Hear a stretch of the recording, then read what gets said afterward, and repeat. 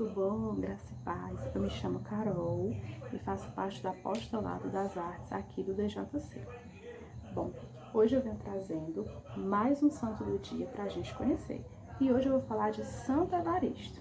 Bom, São Evaristo nasceu em Belém, na Palestina, no Império Romano, no ano de 50. Foi o Papa número 5 a liderar a Igreja Católica no começo do cristianismo. Foi o sumo pontífice nos anos de 101 a 107 depois de Cristo. Foi martirizado por pregar o Evangelho para as pessoas e também por não renegar sua fé em Jesus Cristo. Ele era filho de judeu, o nome do seu pai era Judas. Veja bem, o nome do seu pai era Judas, tá? Judas educou seu filho na fé cristã e levou seu filho para o judaísmo. Ele percebeu logo que o filho tinha aptidão para letras e para o ensino das ciências. Bom, não se sabe se muito bem a época exata em que São Evaristo tornou-se cristão. Presume-se que foi na Antioquia e depois ele foi para Roma, Lá ele ficou muito conhecido por sua santidade e passou a ser membro das lideranças na igreja, Santo Evaristo, ele tinha um dom muito especial de acender a fé no coração das pessoas, dando exemplos de caridade e mostrando seus ensinamentos de virtudes, Santo Evaristo foi o 5º Papa, como eu já falei na época. Sabe-se também que, a princípio, ele havia recusado o convite para assumir, alegando ser indigno de assumir tal cargo. Mas o clero e os fiéis insistiram bastante, pedindo para que ele sim assumisse, era um exemplo para as pessoas, e assumisse sim. E depois de muitas insistências das pessoas, ele acabou assumindo o pontífice.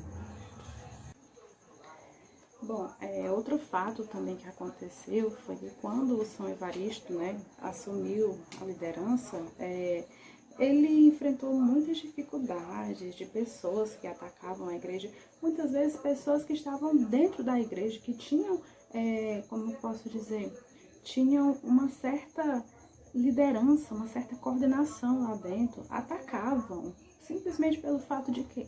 Porque São Evaristo não concordava com certas atitudes que os membros tomavam. E essas pessoas queriam, por fim na força, que ele aceitasse, que ele aprovasse suas atitudes. E São Evaristo, ele era muito rígido dentro da igreja, muitos ataques também partiam do imperador da época, influenciado por pessoas, certo? Também ele sofreu também ataques de heresias, de pessoas mal intencionadas que queriam desvirtuar a fé naquela época, Mas Santo Evaristo tinha consigo a fé, que foi recebida dos apóstolos, e não deixou que a igreja caísse no erro, conservando sempre a fé pura. São Evaristo também fez aperfeiçoar-se a disciplina dentro da igreja, Criou regras, emitiu diversos decretos, Um detalhe também que me chamou a atenção, que ele foi o primeiro a dividir, veja bem, ele foi o primeiro a dividir a cidade de Roma em paróquias, E outro detalhe muito importante que eu tive conhecimento foi que ele também determinou que o casamento tornasse público e com a presença de um sacerdote. Olha que interessante, Bom, naquela época, o território era dominado pelos imperadores, naquela época, quem dominava a região era Trajano, Dizem que ele particularmente não tinha nada contra os cristãos, porém, os seus assessores, que eram pagãos na época, não era bem assim. Eles logo sentiram-se incomodados com a forte influência que São Evaristo estava trazendo às pessoas naquela época, com um grande número né, de fiéis, um número muito crescente de fiéis naquela época, se extinguindo, se crescendo, né, se expandindo, essa é a palavra, né, se expandindo, com a grande popularidade que Santo Evaristo trazia na época, né, e isso incomodou muitos pagãos. Oxe, quem é esse que está vindo, que está conquistando as pessoas, que vai trazer ensinamentos? Isso gerou um incômodo, né, digamos, uma certa inveja na época, né, e logo começaram, ó, questionar, falar mal do santo para o Trajano, né, que era o imperador da época. Começaram a criticar, esse tá vindo, tá influenciando o nosso povo, isso não tá certo. Enfim, de tanto Trajano ouvir, né, as conversinhas aqui no ouvido, logo os seus assessores, né, forjaram um julgamento, né, muito pesado para Santo Evaristo, né, e lutaram até conseguir que ele fosse condenado à pena de morte. São Evaristo, infelizmente, foi condenado à pena de morte. E uma coisa que chamou muita atenção às autoridades naquela época foi que quando ele soube da sentença de morte, ele não chorou, não se esperneou, não murmurou nada. Ele apenas louvou a Deus e agradeceu, porque estava morrendo, mas estava proclamando o nome de Deus. Olha que lindo, gente.